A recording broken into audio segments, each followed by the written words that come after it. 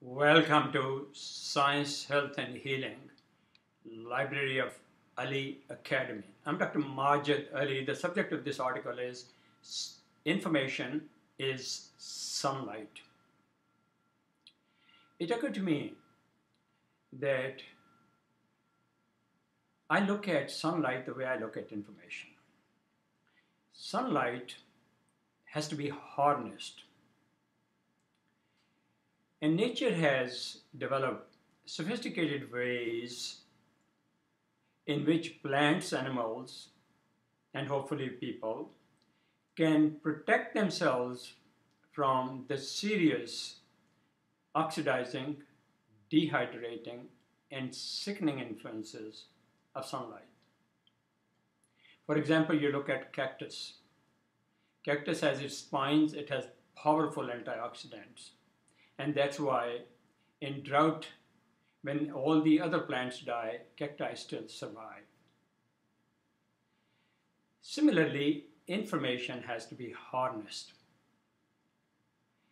If you don't learn to harness information, then we have a real potential of being injured by the angerizing, acidifying, oxidizing influences of misinformation.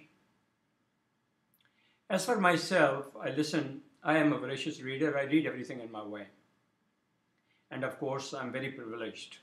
I have close to 9,500 authentic teachers, my patients.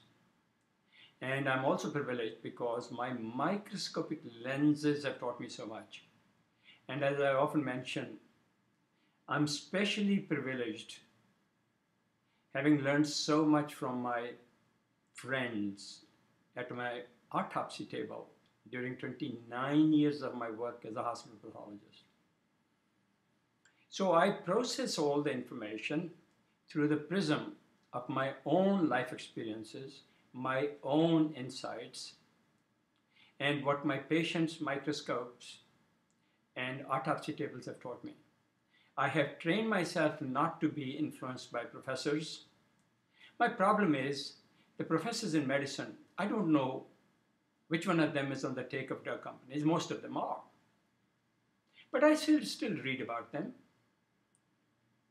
And so I have this visceral filter of consciousness. And I will tell you what helps me a lot. Whenever I have new information, I think of some memory hook on which I'm going to post it. If you have looked at several segments on this encyclopedia, you know that the reason I continue to propose the oxygen model of diseases is because no other model helps me bring things together, make sense out of them, see the essential connectedness of seemingly disparate physical phenomenon, as does looking at biologic phenomenon through the prism of oxygen homeostasis, oxygen signaling, oxygen detergent function. It is my hope that those viewers who, let's say once or twice a week, come to our encyclopedia, pick up one or two articles, but watch them twice. I continue to add terms which I recognize would be considered as tedious by some people. For example, recently I introduced the term OSIC, O-S-I-C. I thought I needed a term.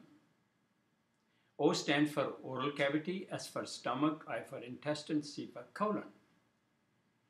Now, the reason I thought I should introduce this term is because I want to become more aware of how the flora of the oral cavity affects the flora of the stomach, how the flora of the stomach, the microbial species, affect the flora of the small intestine, how the flora of the oral cavity, stomach, and small intestine together disrupt the ecologic balance in the colon and adversely affect the colon flora. I just give you one small example.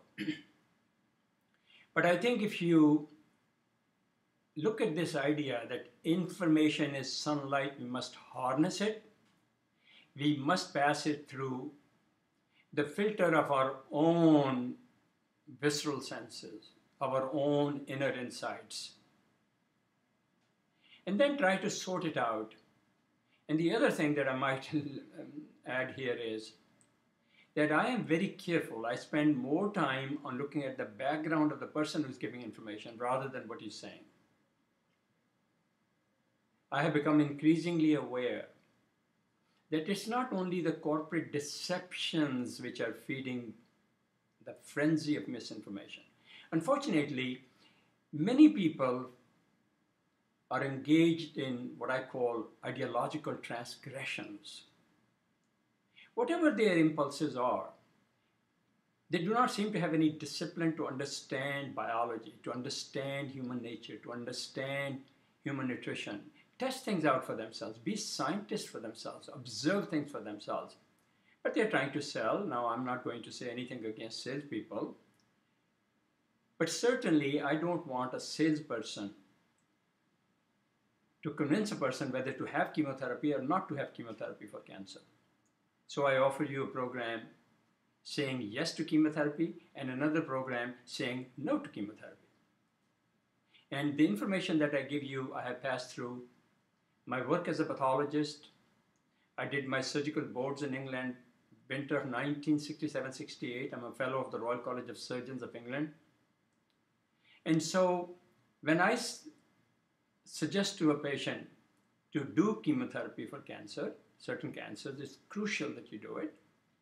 Most of the adult cancers, it only prolongs the process of dying, so I recommend look at all the factors, and I cannot tell you that the downside of chemotherapy for this type of a cancer exceeds or is less than the benefits, the potential benefits. So I end this program by going back to the beginning. Look at information as sunlight. Just like you use solar filters to save your skin from blistering, you must have filters of authenticity, understanding, insights that filters you from the scathing, blistering consequences of propaganda. And it doesn't matter to me whether it comes from the fear merchants, those who profit from fears, or those who profit from their ideologies. Thank you for joining me. Until we meet again, may you be gracious, graceful, and generous in your spirit. Thank you. Thank you so much.